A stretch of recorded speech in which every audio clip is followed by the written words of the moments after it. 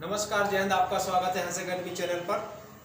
आज का जो टॉपिक लेके आए हैं वो संविधान जो सभा में कौन कौन सी समितियां बनी थी, उन समितियों का काम क्या था, उसके अध्यक्ष कौन थे, कौन सी समिति किसके लिए महत्वपूर्ण थी। इसके पहले जो हमने उद्देश्य प्रस्ताव आपको पढ़ाया था, उद्देश्य प्रस्ताव में एक चीज को थोड़ा आप परिवर्तित कर लेना आप लोग कि उद्देश्य प्रस्ताव को 22 जनवरी 1947 को, ठीक है, ये स्वीकार कर लिया था, ठीक है ना। तो दूसरी बैठक जो हुई थी तो उसमें हमने, हालांकि हमने उसको पिन किया हुआ है तो आप लोग भी उसको चेंज कर लेना। 1946 उसमें हमने बताया और लिखा भी है, 1947 है। तो चलिए कंटिन्यू करते हैं। फिलहाल संविधान सभा में 8 प्रमुख समितियां बनी और कुछ अन्य भी समितियां थी। इन समितियों का काम क्या था? इन समितियों का काम यह था कि वही, जैसे कि जब कोई समिति बनती है तो उसमें विचार विमर्श कि इसके जो आप नियम कानून बना रहे हैं उसका प्रोविजन क्या होगा, उसके रिजल्ट परिणाम क्या निकलेंगे। वर्तमान और भविष्य को देखते हुए समितियों ने अपने अपने कामों को बांटा गया और उनके कामों का निर्धारण किया गया किसके क्या काम थे। तो प्रमुख जो समितियां थी, ठीक है, संघ समिति थी। संघ समिति के अध्यक्ष जो कि पंडित नेहरू को बनाया गया। इसके बाद संघीय संविधान समिति भी जवाहरलाल नेहरू को बनाया गया। प्रांतीय संविधान समिति, इसके अध्यक्ष पटेल साहब थे। ड्राफ्टिंग कमेटी बनी, इसके बी.आर. अम्बेडकर जी थे। ड्राफ्टिंग कमेटी जो कि 7 सदस्यीय थी, जिसमें चेयरमैन बी.आर. अम्बेडकर को बनाया जाता है। समझेंगे कि भाई ड्राफ्टिंग सबसे 8 समितियों में सबसे प्रमुख समिति ड्राफ्टिंग कमेटी थी। इसके बाद मौलिक अधिकारों का अल्पसंख्यकों से संबंधित परामर्श समिति के पटेल साहब अध्यक्ष थे। इसकी 2 उप समितियां और भी थी। मौलिक अधिकार उप समिति जे.बी. कृपलानी थे, जबकि अल्पसंख्यक उप समिति की थे, ठीक है, एस.सी. मुखर्जी थे इसके अध्यक्ष। प्रक्रिया नियम समिति डॉक्टर राजेंद्र प्रसाद थे। राज्यों के लिए समिति जवाहरलाल नेहरू इसके अध्यक्ष थे। संचालन समिति इसके डॉक्टर राजेंद्र प्रसाद अध्यक्ष थे। ये प्रमुख 8 समितियां हैं। अन्य समितियां कौन कौन सी हैं? कार्य संचालन समिति डॉक्टर के.एम. मुंशी, ठीक है ना। राष्ट्र ध्वज संबंध समिति राजेंद्र प्रसाद। ये राष्ट्र ध्वज है, झंडा नहीं है। राष्ट्र ध्वज और झंडा में अलग अलग है। तो ये राष्ट्र ध्वज संबंध समिति है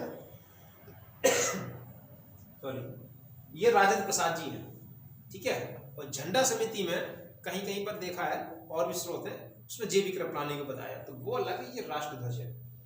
संविधान सभा के कार्यों की संबंध समिति बनी, उसके थे, ठीक है, जे.बी. मावलंकर जी। ये वही हैं जो उपाध्यक्ष थे, ठीक है ना, संविधान सभा के। राजेंद्र प्रसाद को अध्यक्ष बनाया गया, तो जब राजेंद्र प्रसाद अनुपस्थित रहते थे तो ये संविधान सभा की अध्यक्षता करते थे। मतलब उस समय की संविधान सभा क्या थी? संसद थी। आयुक्तों व प्रांतों के लिए एक समिति बनी, जिसके अध्यक्ष कौन थे? पट्टाभी सीतारमैया थे। ये वही पट्टाभी सीतारमैया जिन्होंने, गांधी ने इनको समर्थन किया था 1939 के हरिपुरा अधिवेशन में, सॉरी चित्रपुरा अधिवेशन में। अब इसके बाद प्रारूप समिति है, जो ड्राफ्टिंग कमेटी है, ये प्रमुख है अपनी। तो ड्राफ्टिंग कमेटी जिसमें 7 सदस्य, इसके अध्यक्ष बी.आर. अम्बेडकर को बनाया गया था। बी.आर. अम्बेडकर जो कि पश्चिम बंगाल से निर्वाचित हुए थे। अब इसका काम क्या था? इसका काम यह था कि भाई जो संविधान बना जा रहा है, भाई संविधान सभा को किस प्रकार से अवलोकन करना है। तो इस समिति की प्रमुख भूमिका थी संविधान के निर्माण में। मोर देन 60 देशों के संविधानों का अवलोकन किया है इन लोगों ने, सारे लोगों की अहम भूमिका थी। तो इसका गठन कब हुआ था? 29 अगस्त 1947 को इसका गठन हुआ था। 7 सदस्य, अध्यक्ष इसके बी.आर. अम्बेडकर जी थे। कौन कौन से सदस्य थे? के.एम. मुंशी, कन्हैयालाल मणिकलाल मुंशी को नाम कहते थे, जो कि कांग्रेस से चुने गए थे, बंबई से निर्वाचित हुए थे। तो ये प्रश्न पूछा भी है कि जो कन्हैयालाल थे ये कहाँ से चुने गए थे? तो ये बंबई से, ये कांग्रेसी। ड्राफ्टिंग कमेटी में 2 लोग मुंबई से, सॉरी कांग्रेस के सदस्य थे। दूसरे थे मोहम्मद सिंह सादुल्ला, ये मुस्लिम लीग से थे, आसाम से चुने गए थे, निर्वाचित हुए थे। तीसरे थे बी.एम. मित्तर, ठीक है ना, इन्होंने त्याग पत्र दे दिया था खराब स्वास्थ्य कारणों के चलते। तो एन माधव बाद में बने थे। ठीक है, इसके बाद अल्लादगी कृष्ण स्वामी अय्यर, ये मद्रास से थे परंतु ये निर्दलीय हुए थे। एम गोपाल स्वामी ये भी मद्रास से थे। डीपी खेतान ये निर्दलीय थे। इनकी मृत्यु हो जाती है।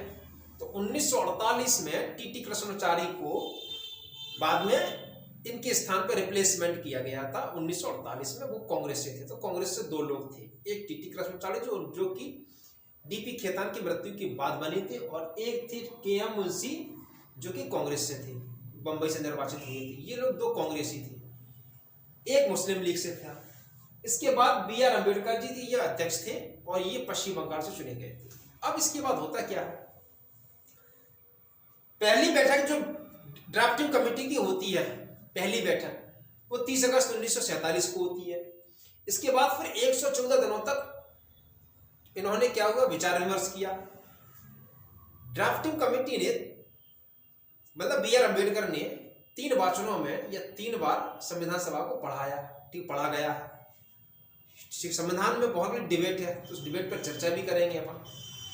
इसके बाद जो अम्बेडकर जी ने जो संविधान सभा में प्रस्ताव पेश किया गया था, उसका नाम था the constitute as settle by the assembly be passed. ये पेश किया था, प्रस्ताव का नाम है। इस प्रकार का प्रस्ताव संविधान सभा में अम्बेडकर जी द्वारा पेश किया गया। इसके बाद फिर इसी प्रस्ताव को सर्वसम्मति से 26 नवंबर 1949 को इसी को फिर बाद में परिवर्तन करके प्रस्तावना कहा गया था। 26 नवंबर 1949 को सर्वसम्मति से स्वीकार कर लिया गया था।